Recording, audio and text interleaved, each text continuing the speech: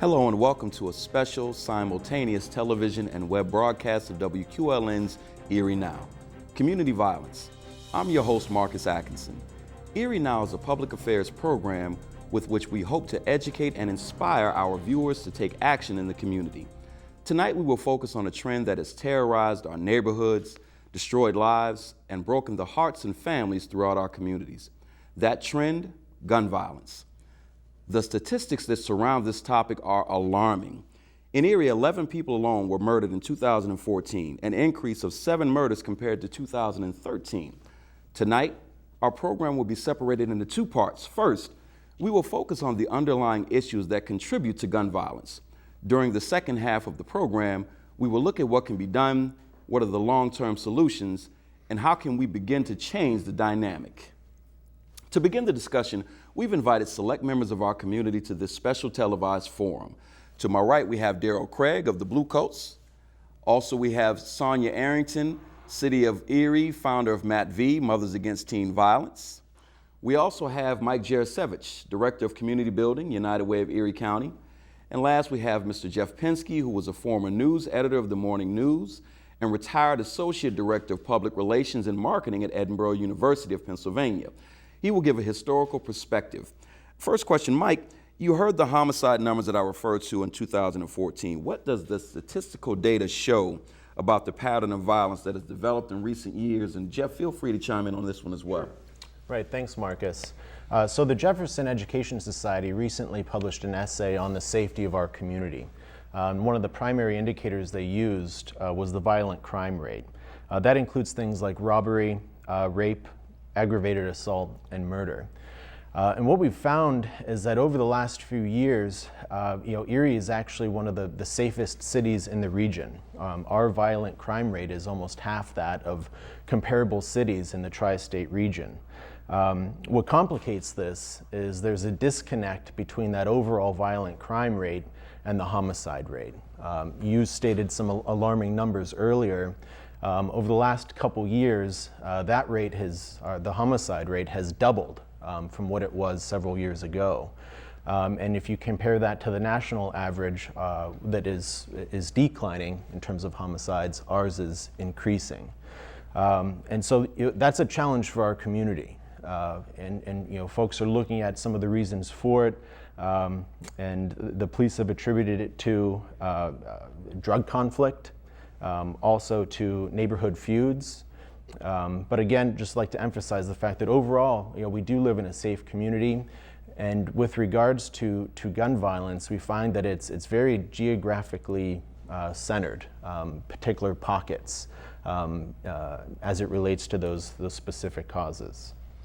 Yeah, well, I think historically, and I agree with a lot of what you're saying, Mike, but I think historically anybody who's over 50 who has been in Erie for a while sees this as the worst that we can ever remember when it comes to gun violence. Almost every single day there's a story in the newspaper, there's a story on the evening news, on television, referring to gun violence. We have a different culture today in our neighborhoods than we had 20, 30, 40, 50 years ago.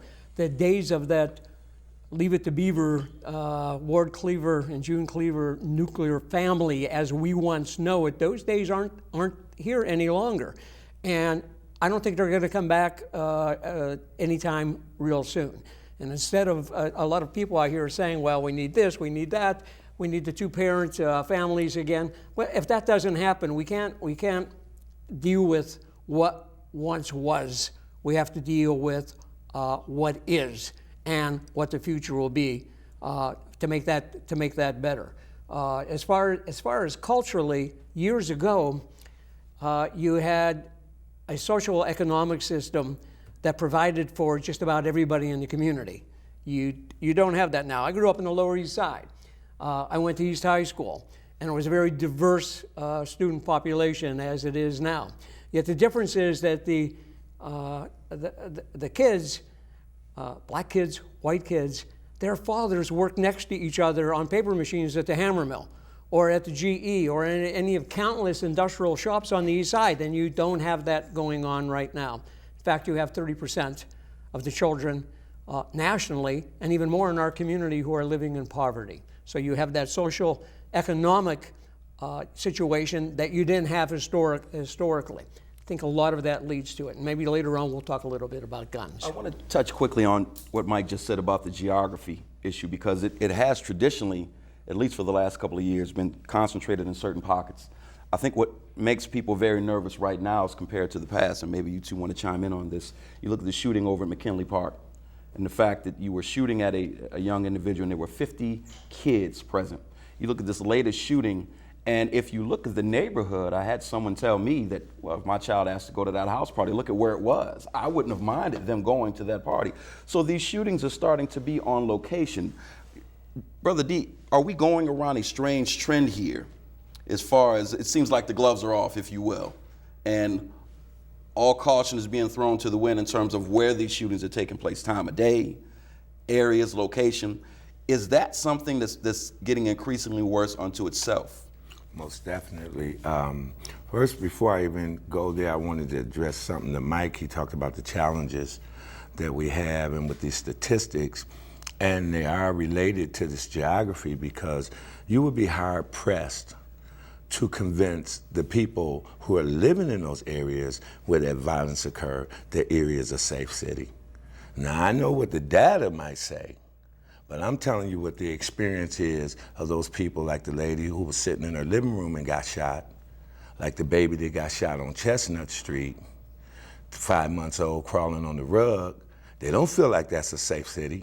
The 6-year-old that got shot out in Holly, they don't feel like that's a safe city. You get what I mean? And so now McKinley Park.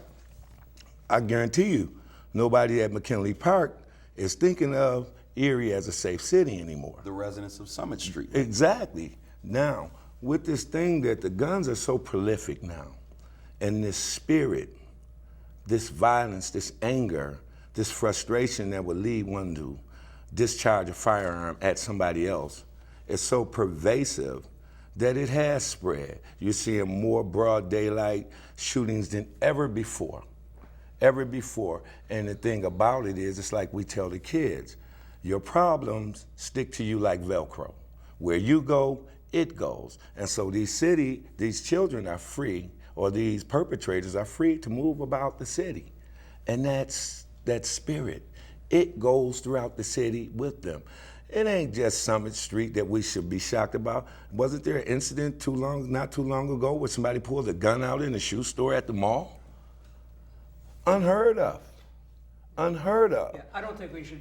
I don't want to be beating up on Mike or the United Way. No, we're not beating up on Mike. Or the Jefferson. But I got to say, I agree with you. And when the essay came out, when I read that Erie is as safe as comparable cities of the same size, and when you compare the crime statistics, to me it's like saying that Afghanistan is just as safe as Iraq. You know what? They're all dangerous. They're all very dangerous, and no matter where you go, if we're in the 200 block of West 29th Street is where the party was last week, or McKinley Park, or any of those areas in the city, we do not have the same safe city that we used to have and used to go anywhere in the city. I went anywhere in the city when I grew up, any neighborhood in the city, and I felt safe. And people, we need to do something now to make that happen again. Exactly. Even for citizens who don't live in the city per se, I think we're dealing with the old adage of perception is reality. The perception now is absolutely. This is an unsafe time here in Pennsylvania. Mike, go ahead. What you were saying? You're absolutely right. Society has changed over the last few decades, and what we're looking at is the result of that change in society. Now, just because the family structure may not be what it once was, doesn't mean that we still don't know how to address the root causes of these problem behaviors. We've looked at, I'm going to talk about data again here, but we've looked at the data for our community that makes a very strong connection between the root causes of these problem behaviors, like violence, like teen pregnancy, like delinquency. And we've found that there are strategies to address them. We follow in Erie County what's called the Communities That Care model. It's a proven prevention model that looks at those risk factors that lead to problem behaviors and the protective factors that buffer against them. And we've identified the priorities for our community. So it's not a quick fix. It's a long-term strategy, but it's going to involve the entire community working together, swimming in the same direction to address these root causes to the issues that we see on the newspaper every day. And I know in the second segment we'll go deeper into the solution phase. I really want to bring Sonia into this conversation because we have, a woman who actually lost her child to this gun violence. I know respectfully, when you started your organization, it was right after you lost your son, Stephen Arrington Jr. If I'm not mistaken, he was 19 at the time. Larry Lemon was 17. And if I can just break something down real quick, because it's Mothers Against Teen Violence. And if you look at the pattern that developed after that, I'm just reading off some of the ages of the victims following that: 30, 18, 35, 24, 37, 39, 24, and so on.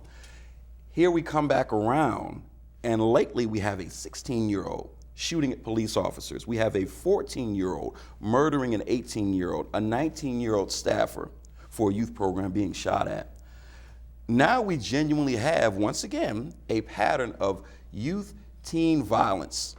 What place does that take you to emotionally when you see this play out, because you've lived this story before?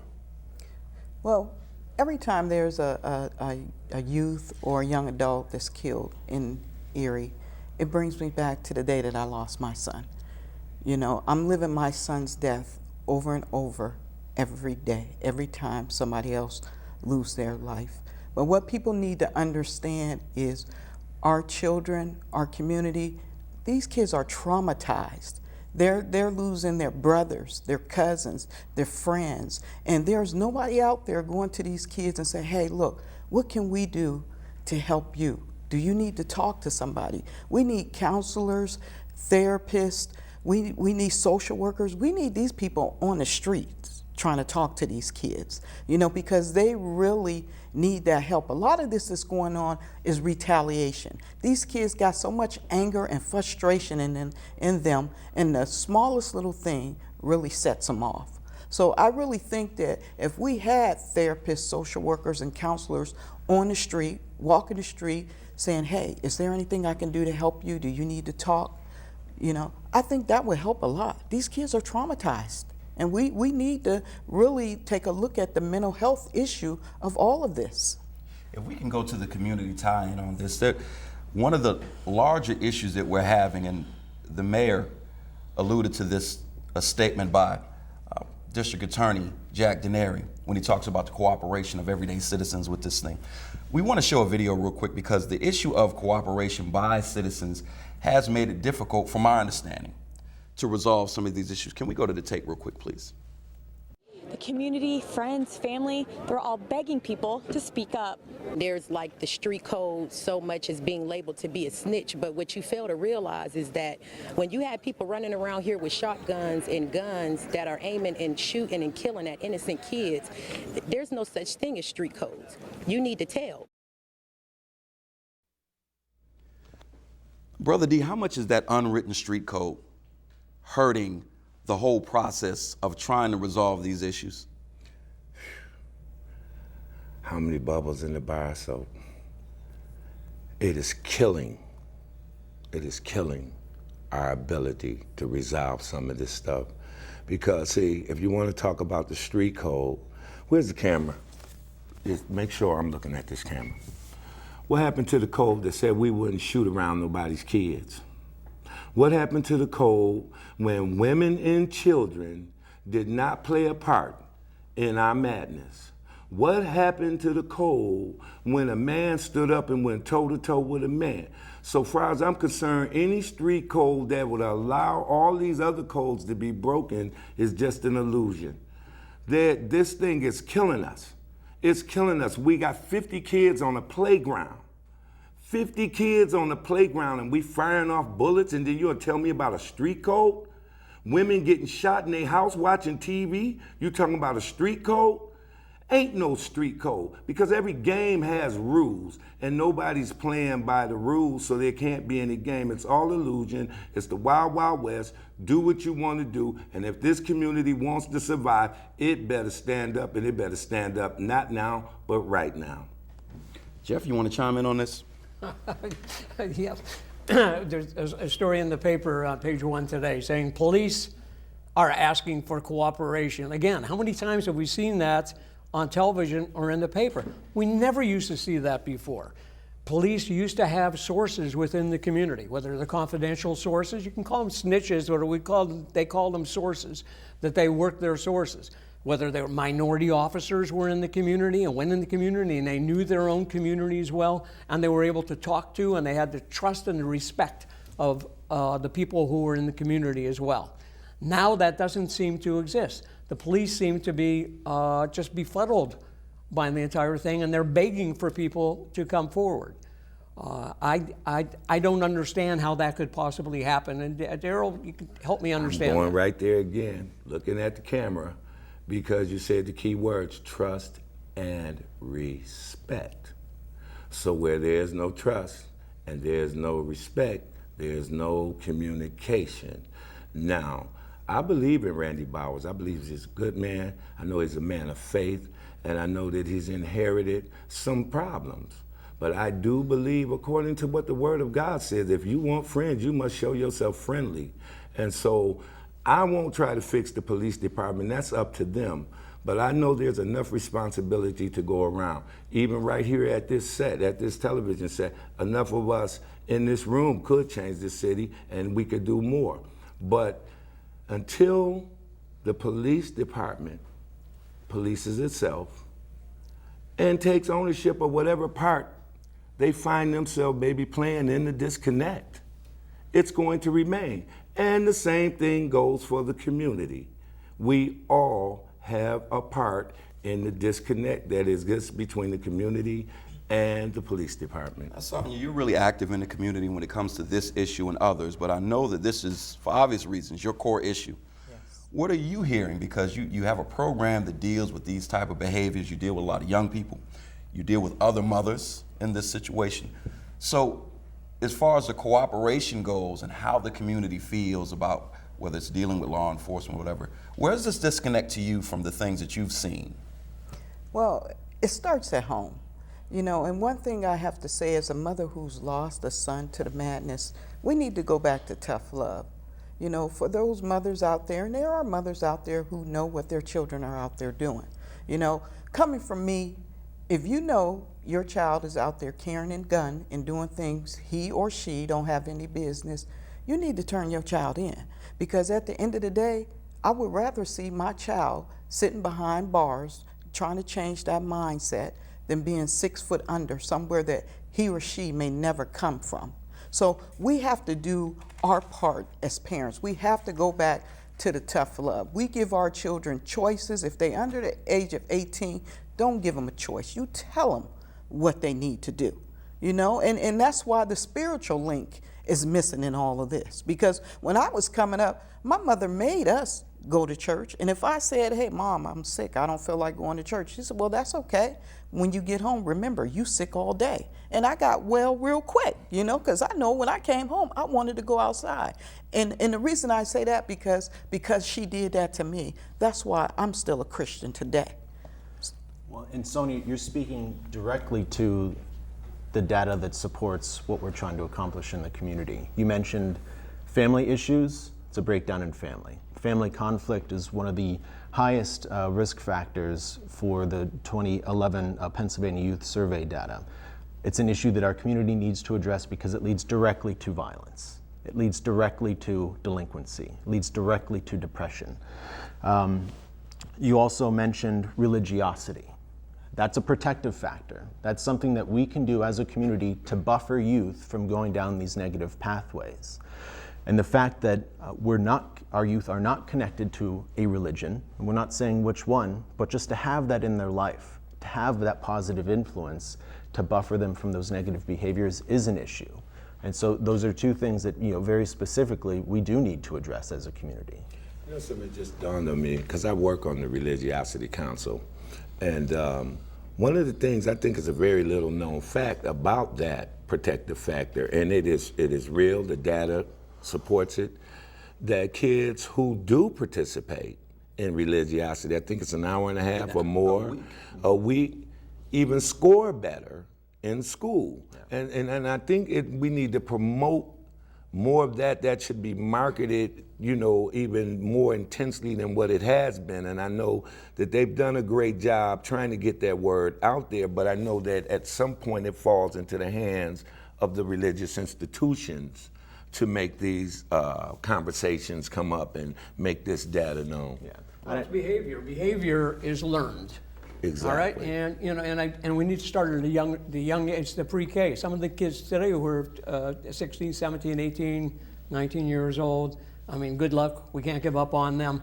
But we need to start with the little ones. And behavior, education, moral, okay? And I'm not talking about necessarily religion, although I do not dispute what you're saying and what Sonia is saying, but I'm talking about that moral education. And what is right and what is wrong and how to behave. Behavior is a learned process. We all know that. That's where we need to start. Look, Sonia is, I respect her almost more than anyone else in this community. She's a very brave woman. What she has done in this community, taken the tragedy of her life and turned it around, okay, to help other people. We need lots more Sonia Arringtons. We need lots more Daryls. In our community. But I respect both of you for what you are doing every single day of your lives now. And it's the proactive versions of that we're looking for in this community, wouldn't you say? Because now everyone is reacting to, because I've heard you say before, what if this was your child? How many times have you asked that question? Mm-hmm. And the list of mothers and fathers who are actually sitting in your seat continues to grow. And so the question is, well, how long or how many more parents have to be added to this list? How many more children have to be added to this list? We're talking about community. Jeff, I really want your opinion on this because I know journalism is your career. I have to go here because I look at this sparring match that's starting to develop between Pat Howard and the mayor.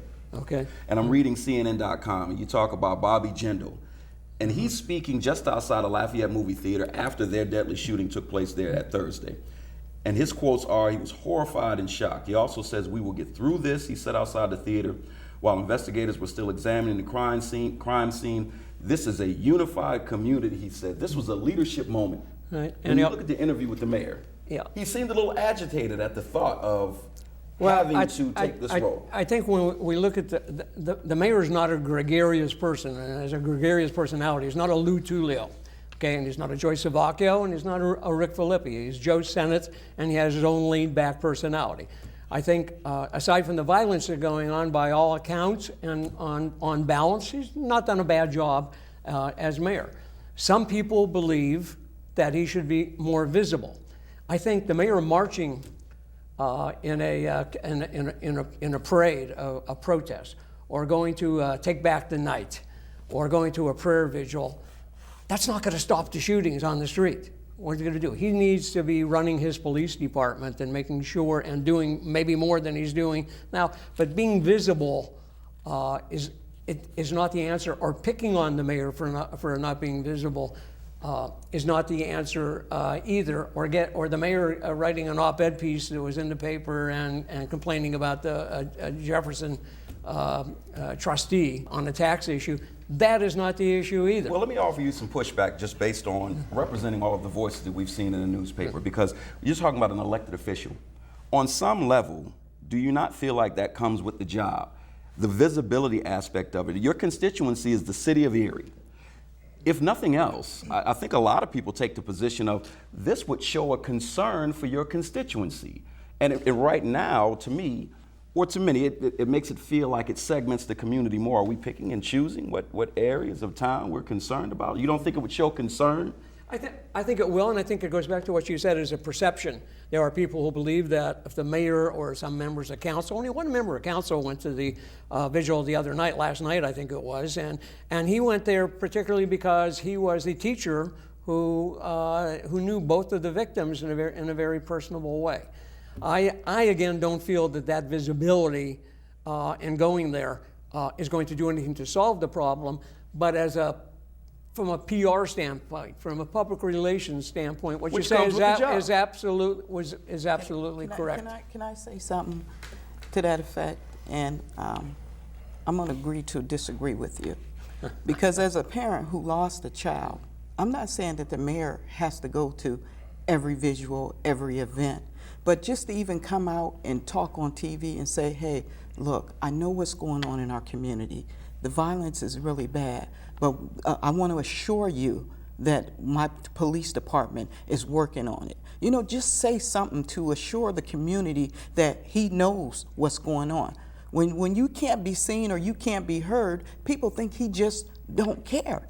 So even if it takes 2 minutes of his time to say something, that's all we need. We just want to know that the leader, the top leader in our community, is concerned about what's going on in our streets. Well, hopefully he's watching this tonight. I hope he is. And he's hearing what you're saying. Now I know he was a little slow on the draw. He did do a press conference a week or so ago, and he announced that he was appointing the police to come up with a plan to deal with all this. But that was a little bit after the barn being closed, the doors being closed after the horses got out. He was a little slow on the draw for that there. So if he's watching this tonight, maybe that would help too. Right. And that's not to pick on the mayor, but once I'm ever conscious of the fact, we're talking about an elected official. It's not like you're targeting some private citizen in their home and, hey, we haven't seen you.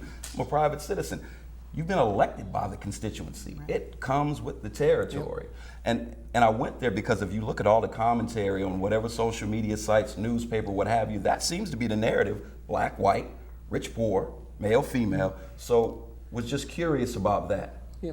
All right, I understand that, and I hate to see the argument and the debate and the conversation get settled down on that when we still need to be talking about guns and the accessibility of guns and how easy they are and where do they come from and how do these kids are getting the guns and such. And I think that needs to be part of it. The Second Amendment needs to be part of the conversation as well. In addition to just access to guns, we have to be looking at the root causes here. What's causing youth to want to buy a gun or find a gun or use a gun? Yes, and we have all sorts of data that shows we know exactly what it is. All right, and that's a perfect segue into our midpoint here. We're talking about the community wraparound for this thing. I'm Marcus Atkinson. We're here on Erie Now. That concludes the first half of our program. We'll return in a few moments when Sister Marlene Berkey of the Benedictine Sisters of Erie will join us for a discussion of possible solutions to the epidemic of violence in our community.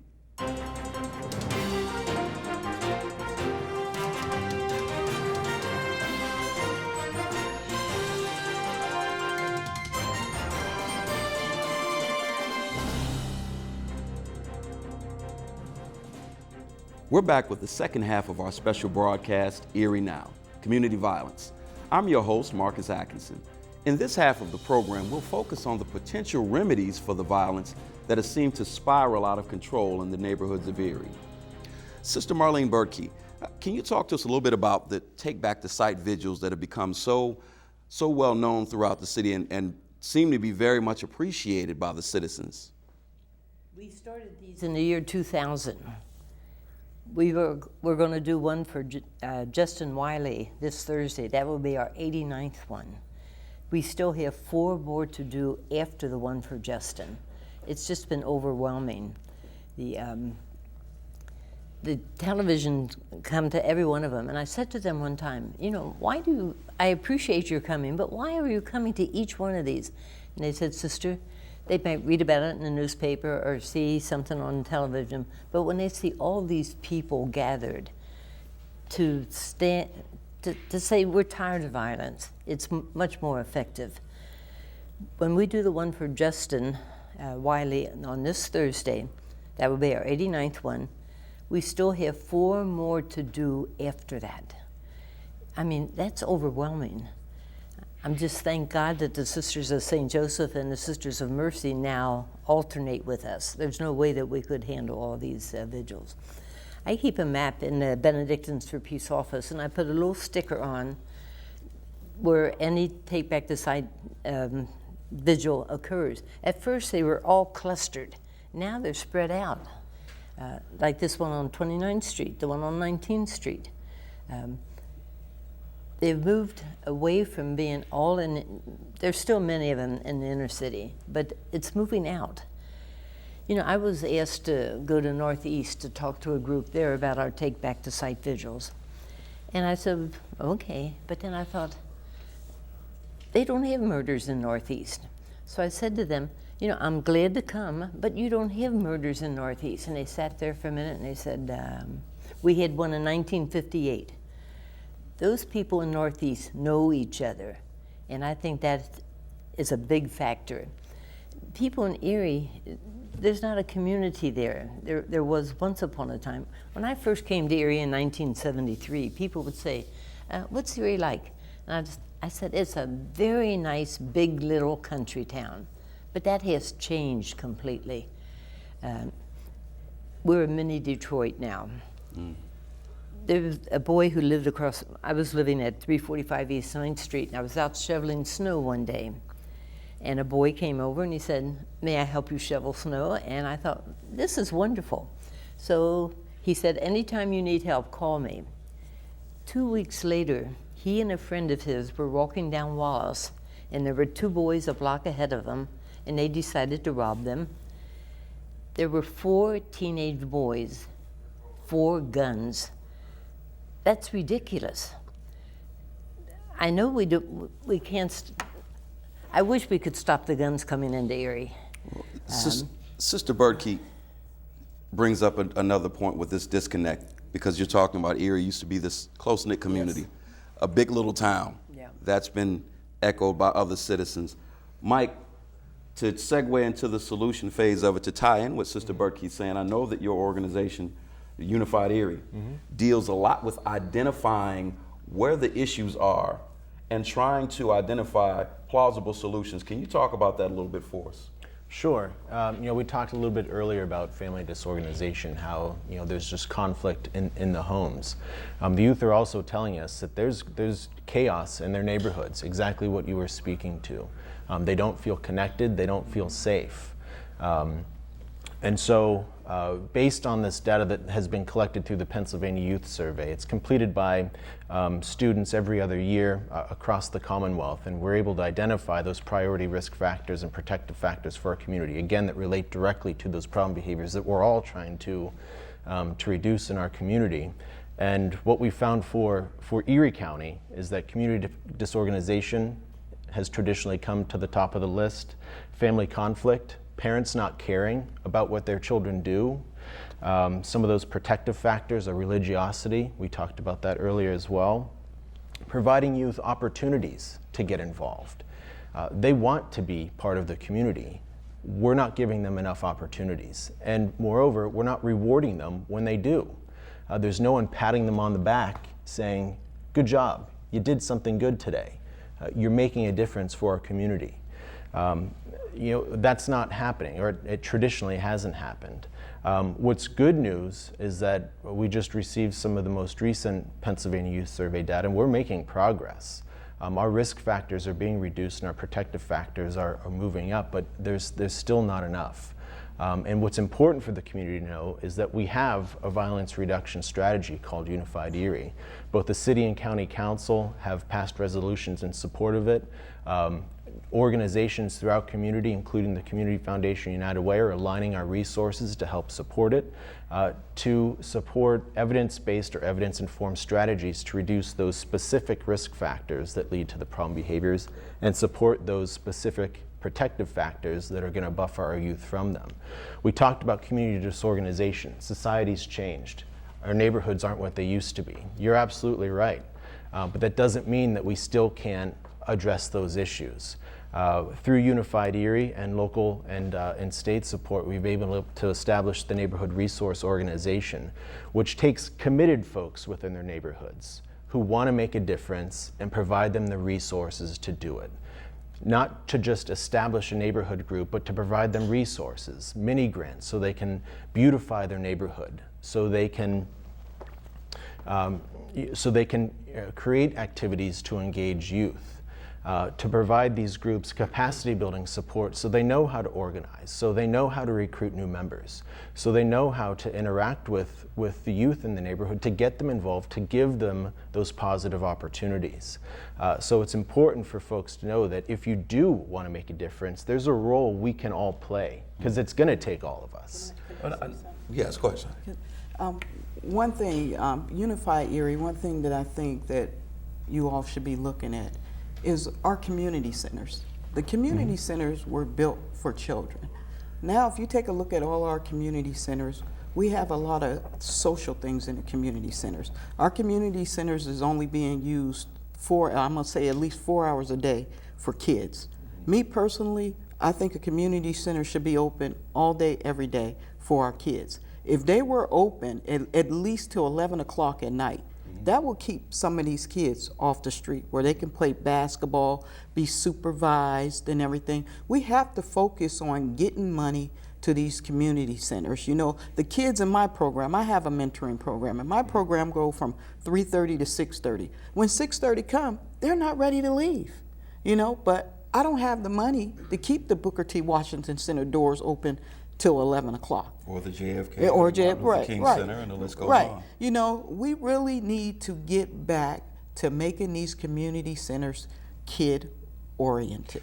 Jeff, you've got a historical perspective on Erie and neighborhood centers, I'm It sounds like sure. we're having the same conversation that went on almost 50 years ago when those centers got created. And they got created under Lyndon Johnson's Great Society.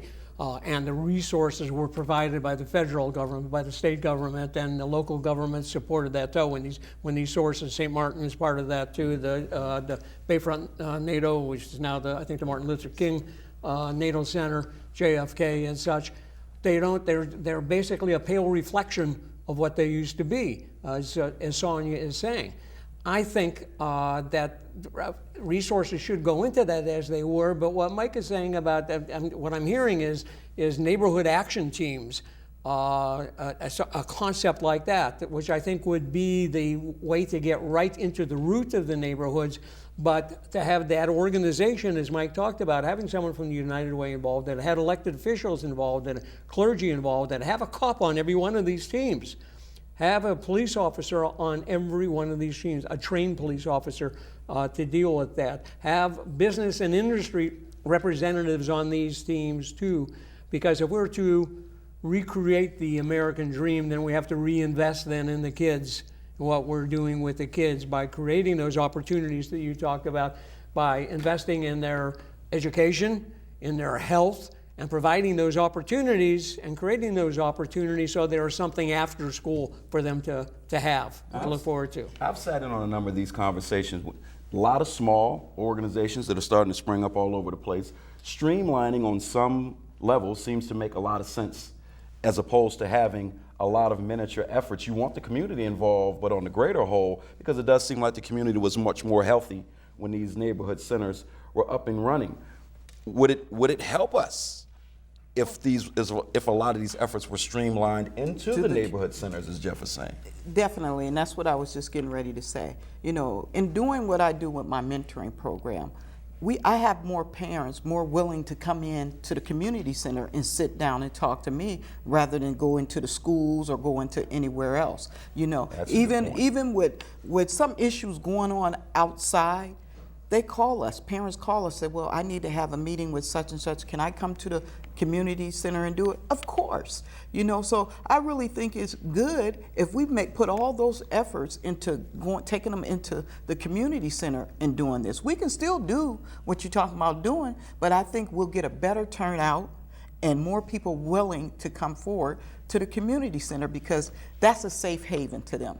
You know, we all grew up in our community centers, around our community centers. And I think if we can get back to using our community centers like they should be used, we'll have a better chance on getting a lid on what's going on with the violence in our community. We're talking a lot about connecting and bridging gaps in the community. Sister Berkey, here's what I noticed. I could be in a group of teenagers, 16, 17, 18. The work of the Benedictine sisters comes up. I don't care what color the people are in the room, what age the people are in the room. There is a general consensus that your organization cares. What do you attribute that to? How is that connection so strong? I attribute it to the Benedictine spirituality. We are community-minded within our own community and then within the city. One thing that hasn't been very well publicized that the Benedictine sisters have done, 4 Benedictines moved into East 22nd Street, and they have transformed that street. They have what they call a poetry park. They have activities for the children. One of the sisters who's there, Sister Ann McCarthy, said a girl came to her door to sell Girl Scout cookies. And she said, this is the first time my mother allowed me to go out and do this. She told me I could go to 22nd Street because it's safe now. How do we move 22nd Street to 23rd, 24th, 25th? The people on 22nd Street know each other. They have formed a real community. And I think that's the essence of what we need. Sounds a lot like the data that you discussed earlier. Yeah, and you're right. Folks feel safe in certain environments and they feel connected to those because they have that historical, perspective. But what it comes down to is that caring adults matter. If we're talking specifically to youth who feel disconnected, they might find that at school, they might find that at church, they might find that at their community center, they might find it through a mentor, someone just from their neighborhood. What it comes down to is, in terms of the place, it doesn't necessarily matter if they have that relationship. Just one positive long-term relationship with someone, doesn't have to be a parent, doesn't have to be a grandparent, someone that can guide them towards a positive lifestyle, that can help them make informed decisions, is going to have lasting positive effects for these youth. So in this solution phase, that's a huge component of this. Sonia, how do you, and not assuming that, I don't think there's an end-all be-all answer to this, but just asking, how do you get the parents involved? I mean, that parents, caregivers, whatever. Well, first of all, we got to go back to community relations. Our community needs to have a relationship with our police. Just think about it. If our community, the citizens in our community have a better relationship with our police officers, maybe they might be able to get some of the questions that they need answered. But, we have things going on with not just the citizens, but at our Erie Police Department that need to be addressed. Let's talk about parental engagement with their youth. I think that's where we're going here. We want parents to be more involved, or grandparents or caregivers to be more involved with their youth, because that's their number one mentor. That's the person that they look up to.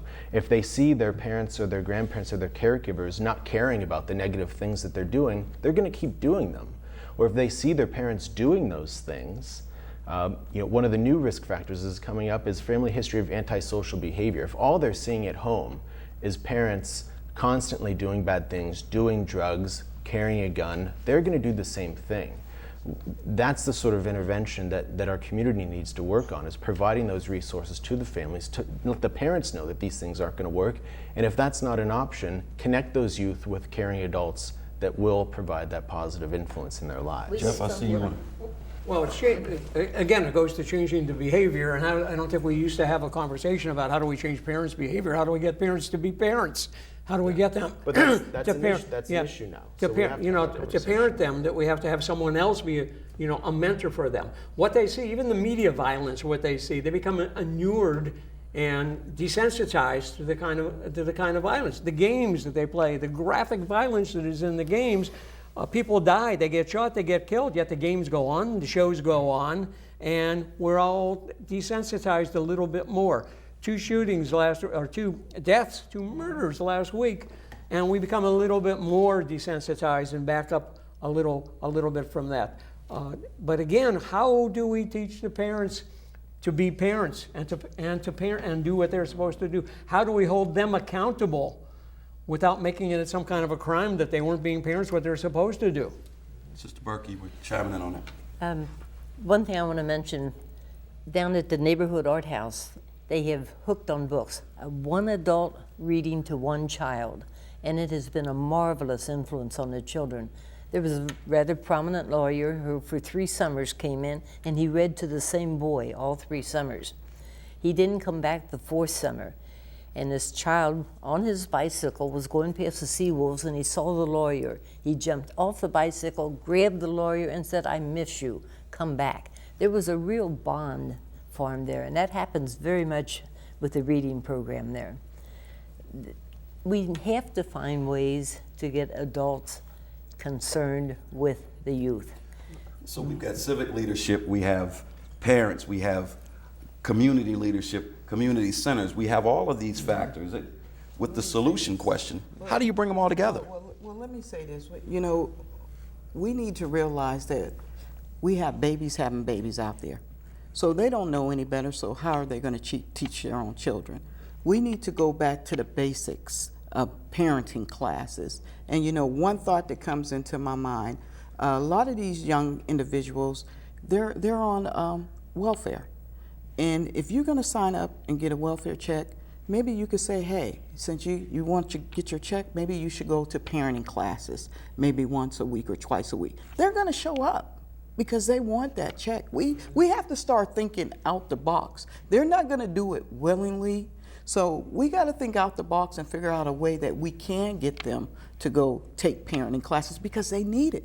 This baby's having babies. So if you're receiving some sort of benefit, you're saying there should be some kind of stipulations attached to these benefits. Definitely. I don't think and they're gonna go because if you say, hey, you're not gonna get your check, they're gonna be there to that class. It's a thought process that's been echoed by a lot of people, Sister Berkey. We talk about the violence of the children. Look at our country. When 9/11 happened, we had a great opportunity to show the world a different way of reacting to violence, and we missed it. My idea of a war is you take the 10 leading persons, the president, vice president, etc., of this country, let them fight duels, and whoever has one person left at the end wins the war. Why send all these young people? Why waste all of these people? Let the people who want the war fight the war, and we wouldn't have so many wars. Well, we're the only advanced country where to feel safe we have to have a gun. We have to carry a gun. The Second Amendment to the Constitution is probably the most misinterpreted amendment that was ever written. It was designed, an amendment. How did it get to be an amendment that was designed to protect the militia that was now giving rights to people to go into grocery stores and to movies and to churches and to teenage parties with guns? All right? We need to have that conversation as well. Okay, this is not about taking the guns away from the hunters, so hopefully they're not all going to be running out and say, oh my goodness. It's not about that at all. But it's about having the most advanced, the most culturally, supposedly civil country in the world now becoming the most violent because of our culture that's repeating itself over and over again. Jeff, you mentioned earlier learned behavior. To kind of go back to what Sister Berkey was and her organization is doing with these Take Back the Site vigils. Sunday's vigil was not one organized by your group. That's right. It was just people coming together. Just people coming together, but hundreds of people, to include a lot of teenagers, showed up, tearful, mourning the loss of these two young individuals. So this behavior, this love that your organization has been modeling, is being imitated. So are we at a place now, and it's sad that we almost have to say it, modeling behavior within your own sphere of influence? There are church members that you have influence over. There are neighborhood kids that you have individual influence over. Kids and people at your job. The personal responsibility aspect of it, are we there at that place right now, more so than ever? Yeah, absolutely. No, I think absolutely, and it goes back to what Mike was saying and the groups that he was talking about. It goes back to the community action, neighborhood action teams, that having the clergy involved, having the teachers involved, having a police officer involved, a business leader or so involved, parents involved, parents such as Sonia involved in these, but in every single neighborhood. Not all neighborhoods need the same solutions. Right. All right, so there's, it's different strokes for different folks. It's not one size fits all. But every neighborhood in the city should have some kind of an action team, and then, as you said, Marcus, have a streamlined group that's holding it all together. I think that United Way would be a great place to, for that to begin. I think Jefferson Educational Society would be another place for that to all come together as well.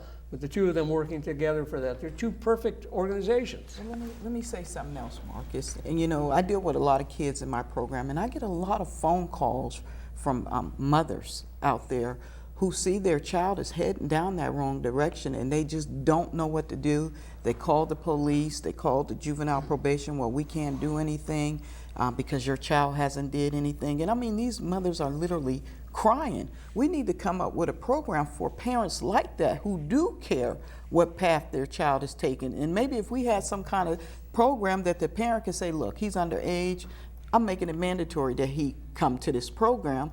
I think that'd be a good way to help these kids too, come up with some kind of other program, because you got the parents already willing to do whatever they can to save their child for heading down that wrong path. I got a call from a group of African American men that are meeting about this problem, and they're meeting at one of the neighborhood centers. I do think that Sonia made a powerful point about people feeling more comfortable, because it is really woven into the fabric of Erie. These neighborhood centers are a huge part of the upbringing of the parents, grandparents, aunts, uncles, and cousins of these young people that are involved with these shootings. So empowering these neighborhood centers can do nothing but good, in my opinion. Who was it who said it takes a village? To raise a child. How about that? It takes a village to raise a child. You know, when we talk about solutions for this, some people say, let's have a gun buyback. That's ridiculous. Erie had a gun buyback in 1994, $30,000, 600 guns. The elderly women and men were turning in the guns, not the 18 to 24-year-old men. And many of the people who turned in the gun said they were going to use that money to get a new gun. St. Louis collected 100,000 guns over a period of 4 years. No change in the violence in the city. Gun buyback, to my mind, is a ridiculous waste of money. I think if we had started in the first grade in every school a curriculum for conflict resolution, that children would learn there's something besides hitting someone if you're in disagreement. You can talk about it. If we had that beginning in the first grade and going all the way through high school, I think that would be something. If we had police who were assigned to walk a beat and stay in that same area all the time. Community connection. Mm-hmm. If we had the neighborhood watches, if we had one of those in every neighborhood, and I know Steve is trying to do that, but I think those are great. People get to know each other, they get to know the police. It's a great way of having people come together. The African American concerned clergy are absolutely necessary for this. They had that walk 3 weeks ago, but they need to get in on the entire spectrum. They could be so powerful. The Men in Blue that Craig's with is a wonderful organization. Yeah, the Blue Coats. But the African American concerned clergy, I think, could be one of the most powerful ways of combating the violence in Erie. All hands on deck. Well, we know that conflict is a human condition. There will always be there, conflict. Yes. Yet it's how we resolve it. And what Sister is saying is, starting right there in pre-K, starting kindergarten, in the first grade, conflict resolution. How do we resolve this without violence? And it can be done. We're doing it right here today. Tonight. One of the first things Unified Erie did when we identified family conflict as a risk factor was looked at all of the existing organizations working to address that issue, review them for effectiveness, and then produce a list for the community, because most of them were being underutilized. They didn't have a waiting list. They had space. Why? Because people didn't know about available resources in our community. And what more, we found other effective, proven family conflict resolution programs and brought them to our community that are now in 3 organizations that work with children and their parents together, because a lot of these programs don't work with them together. So, we understand what are causing them, and it's important to recognize that in terms of strategies, in terms of solutions, the community is working on finding ones that work, ones that are proven to work, ones that can work in our community. What's important, and we were just talking about this, is we all have a role. It's find your role. The clergy have a role. Community leaders, civic activists have a role. Parents have a role. Children have a role. But if we don't know what that role is, if we don't know how we can we can be part of the positive community change, it's not going to happen. You know what else that I think that would be powerful for our community, Marcus? We have all these young men re-entering our community that's coming out of prison. You know, even like in my mentoring program, the mentors I have are young men who've been there and done that. And we have a lot of young men in our community that has coming out of prison, has changed their life for the better. If we can team all these men up and be mentors to these kids and let these kids look, if you continue to do this, this is what's going to happen to you. That would be powerful, because the male is the missing link in 98% of these kids' lives. They live in single parent homes with just the mothers, and they're missing that male role model. My kids was blessed to be raised by a mother and a father, but a lot of these other kids, they don't have that privilege. Well, and one of the third prong of Unified Erie, it's prevention, enforcement, and reentry, is the fact that our community didn't have an effective reentry strategy. We didn't have one.